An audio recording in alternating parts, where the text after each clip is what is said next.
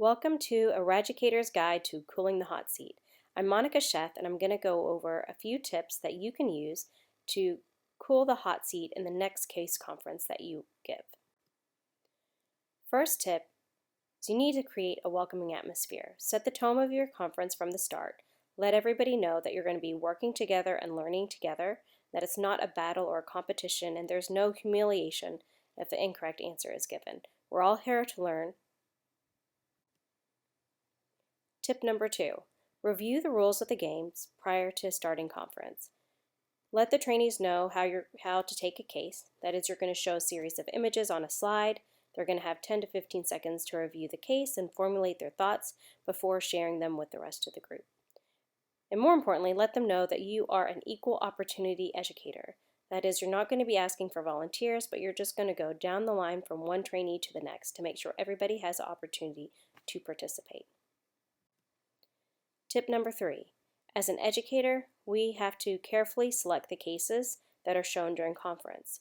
We need to make sure that they're relevant teaching points and what is shown is going to have a takeaway message that the residents are going to find useful, and it's going to resonate with what they're learning during their rotations and on call. Tip 4, this is probably the most challenging, is you have to make sure that you show not too few images, so you can't make the finding, but not so many images that it's hard to piece the information together.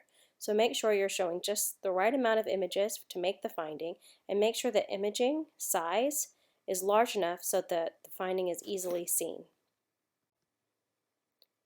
Tip 5, if we don't want to focus just on one trainee where they feel like they're in the hot seat for the entire time on a case, you can use a staged approach to learning. That is, you can show the images for a case, and then you can ask first-year residents a specific question, such as what modality is being shown or what sequence, for example, in this case.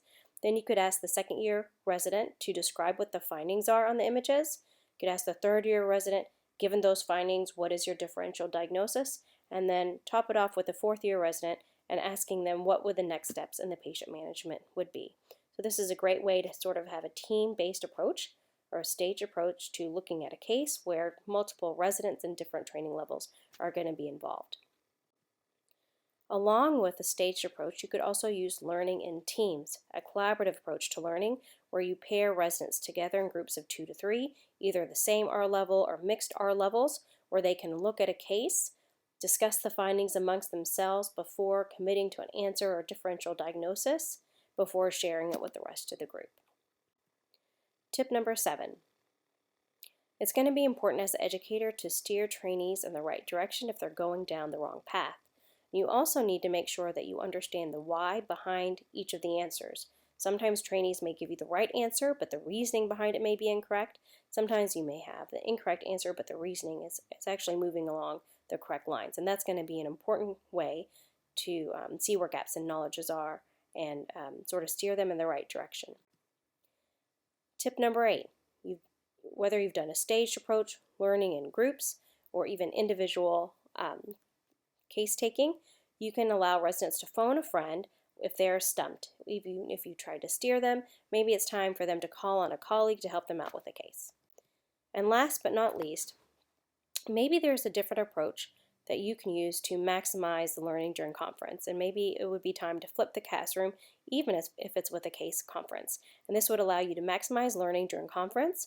You could show all the cases at the start of the conference, give everybody time to write down their findings and their differential in all the cases before reviewing it as a whole. Or you can even send the cases out ahead of time so they can review them on their own, and then you can go through the cases more quickly during conference and have more time to focus on the reasoning behind each of the answers.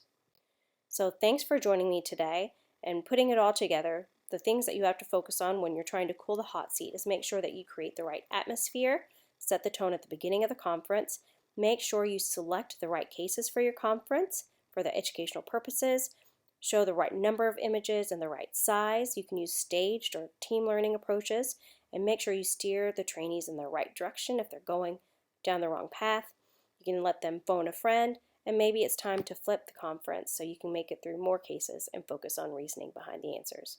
Thank you so much for joining me today.